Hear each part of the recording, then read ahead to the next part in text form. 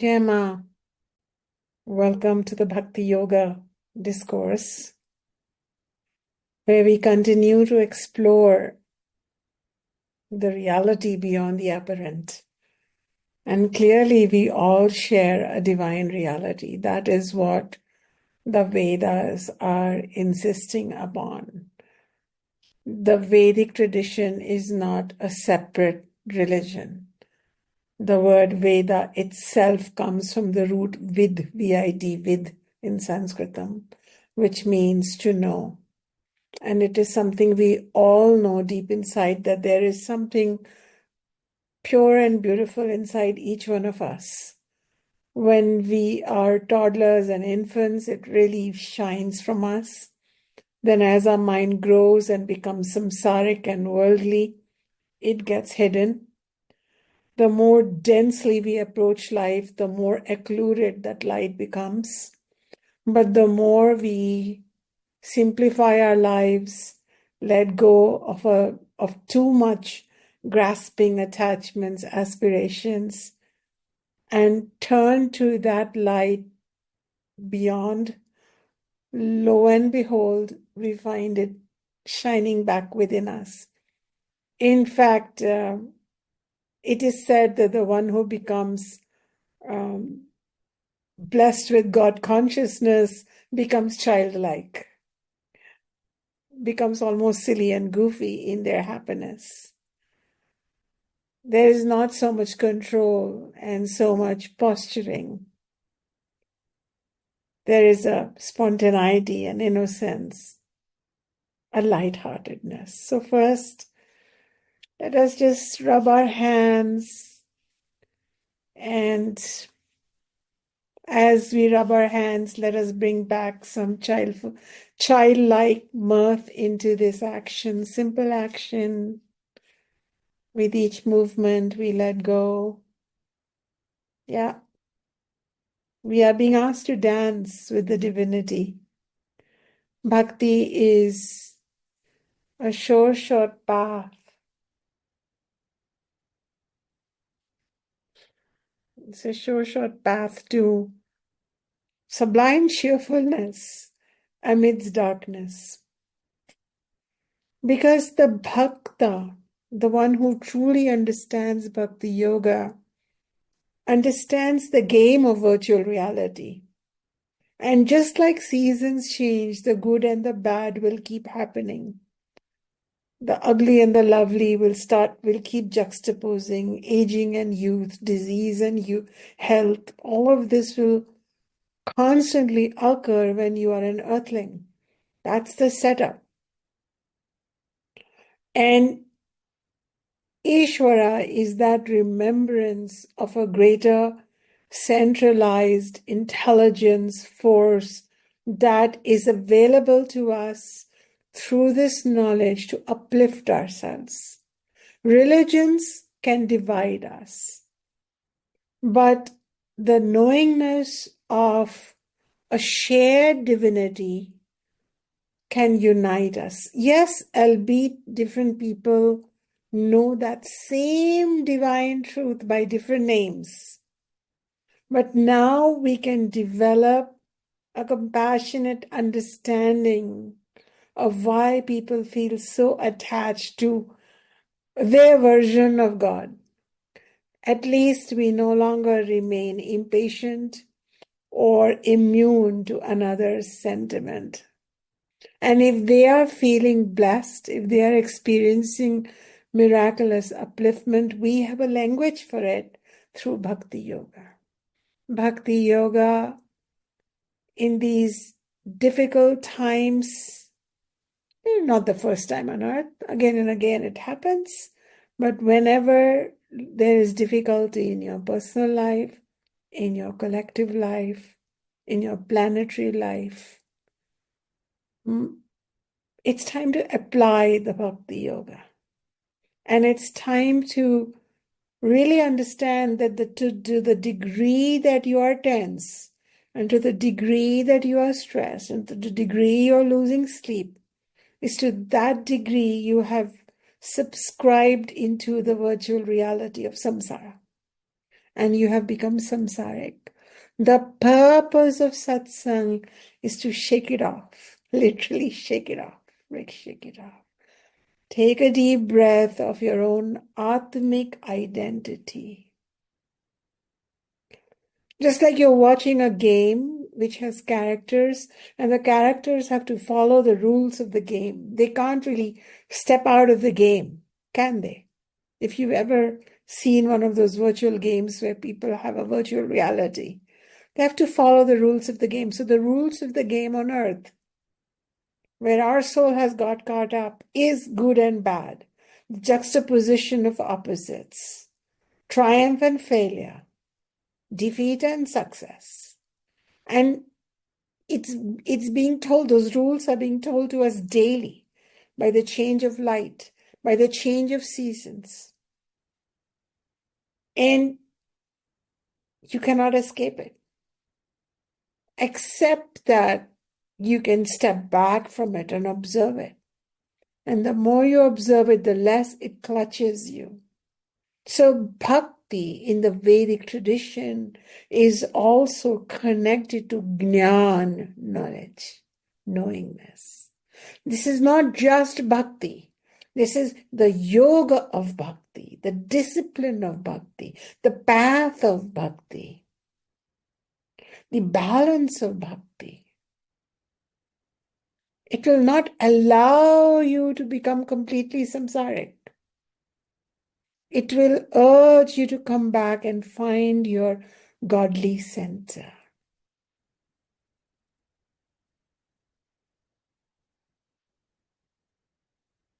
And this is what I wanted to begin with today, that it is when your mind convinces you that all is unjust and all is bad and there is no God and nothing, that's when you have to come back to bhakti yoga. No one promised us, no one gave you a certificate. Just like when you get caught up in a bad dream, the only relief is to wake up from it. So the only relief from this virtual game of samsara is to wake up from it, to look at it with a degree of dispassion, and to hold on to that eternal reality, which we don't know on our ordinary senses. We can't see Ishvara or hear it, but we can know it through Upanishadic contemplations, and Bhagavad Gita is a Upanishad. It is such a popular Upanishad that we say it separately. Even I write in my resume, teacher of Vedas, Upanishads, and Bhagavad Gita. But actually, Bhagavad Gita is an Upanishad, and Upanishads are a part of the Vedas. So, in a climate where people understood completely, I'm a teacher of Veda. Veda includes Upanishads, and Bhagavad Gita is a very famous Upanishad. So, before we embark on the study of a verse from the Bhagavad Gita, we are looking at chapter 12, and we've been looking at some of its important, famous verses. I just wanted to start this contemplation that when we grow up, typically in religious practice, be it any religious practice, including the Hindu religious practice, there is always this upasana or worship of a deity or an idol representing reality. And those who say, well, we're not idol worshippers, but then they could be the worshipper of a book, holy book, or they could be the worshipper of an emblem like the cross or the light. So we humans require something to help us ascend in our perspective. But Bhakti Yoga says you do not need any idol. What you need is an ideal. It's an ideational journey. Bhakti yoga is a changing of perspective, then gradually all your relationships become a little distant, and your closest relationship is to the Ishvara. And it doesn't matter if that idol or that symbol is there or not. In fact, I had a beautiful deity of Narayana, Vishnu, right back here on my altar. And then,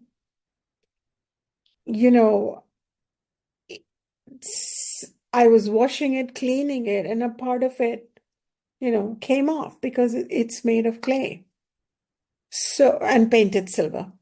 And so in my tradition, we don't keep khandit or broken deities, especially when your own human clumsiness has broken something, and you put it under a tree, or you put it it's made of clay, so you put it in, running water, and you bring a new whole symbol to put in front of you. So we haven't done that yet.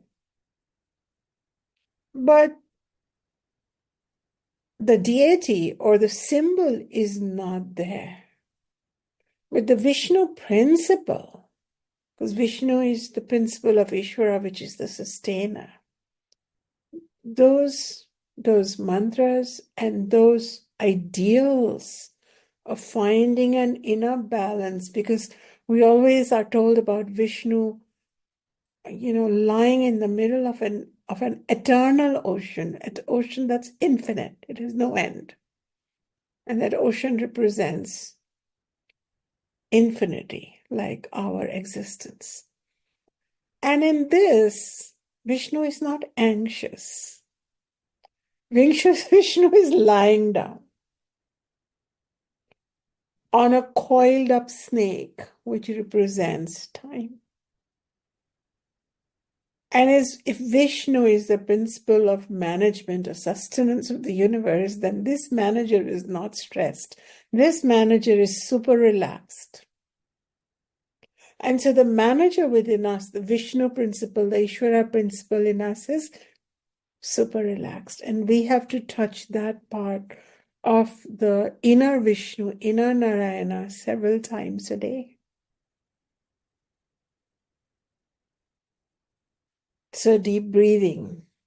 How is Ishvara principle, not a person, but a principle, a symbol shown so relaxed?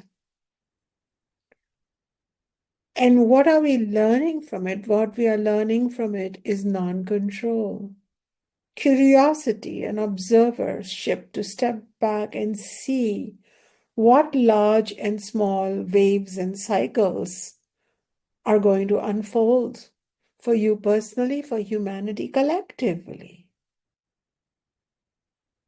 Yes, you do your bit for the environment. Yes, you do your bit for the political climate of your country. Yes, you do your bit and get your car smog checked. Yes, you eat organic. Yes, you check off all healthy things in your life. Yes, you practice pranayama and you meditate 20 minutes. Okay, do all that. But then still let it go. Because there is a greater caretaker. And that caretaker is Ishvara, Vishnu. And imagine Ishvara, if it is symbolized as a being, spiritual being, just relaxed. And so within you, is there a part of you that is just relaxed? This deep inner relaxation and the sleep of Vishnu in the middle of the hustle and bustle of life is called Yoga Nidra. The sleep which is like a yoga. It is not ordinary sleep. It is the sleep of intense consciousness. So I want you to close your eyes, all of you. And I want you to imagine in whichever way you want, because Ishvara is formless and names and cultureless. But Ishvara is a universal truth. It is not an abstraction. It's not a pretense. There is a part of you that is Vishnu. There is a part of you that is Ishvara. And I want you to really go in there and touch that part of you. And that part of you has nothing to do with your beating heart, or the phlegm in your lungs, or the hunger in your stomach, or the fears in your mind. It has nothing to do with that. There's a deeply relaxed Vishnu, Narayana sleeping in there. Govinda, Gopala. Govinda bolo, Gopala bolo. Whatever name you call, bolo means to say whatever name. Govinda bolo, Gopala bolo. That is the same Ishvara. Jesus bolo, Buddha bolo, any name. There is a part of you, soul, Atma, Brahman, Ishvara, shining, relaxed, literally floating in expansive awareness, an ocean of consciousness.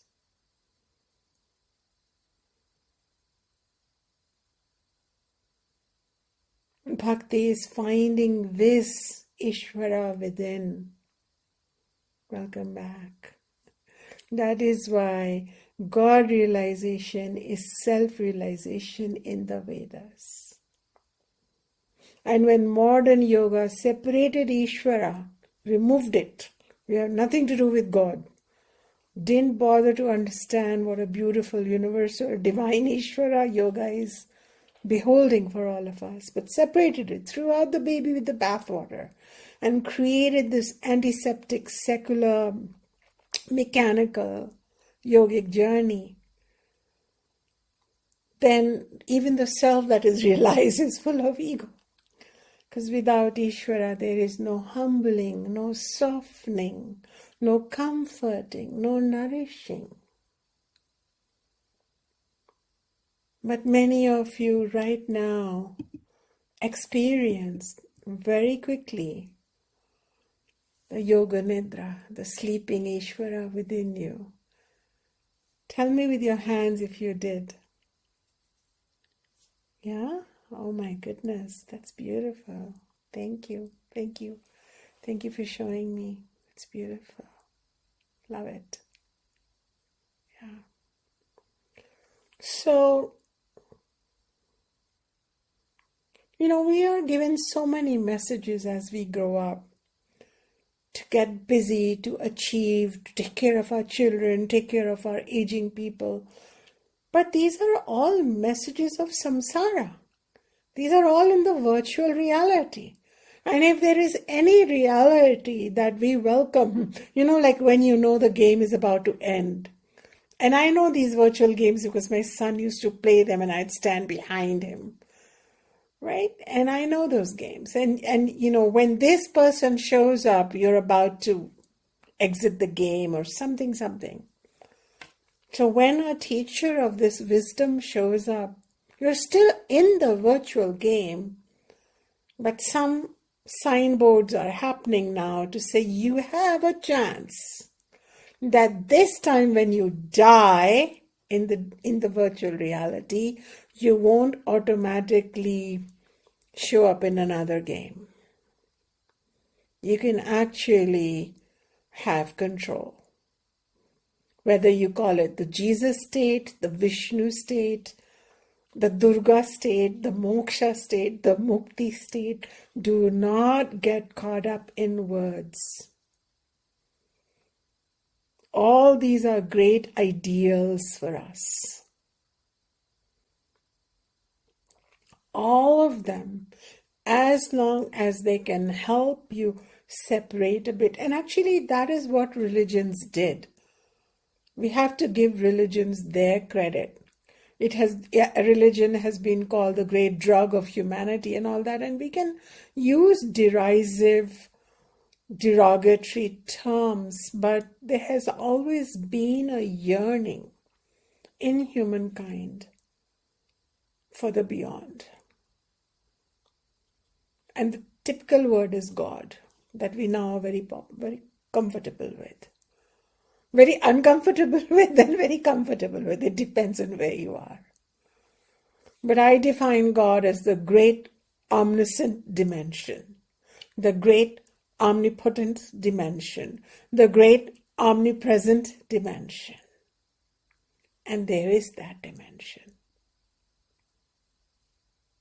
And I want you to shake off some of the virtual reality sediment of samsara from time to time.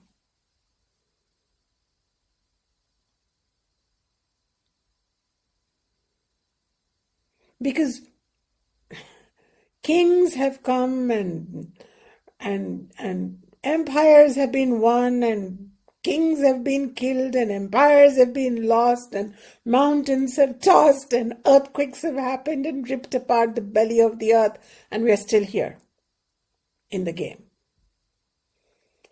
So our goal is not to shed precious tears in the virtual reality, but shed tears of yearning for that union, that yogic union with God Himself.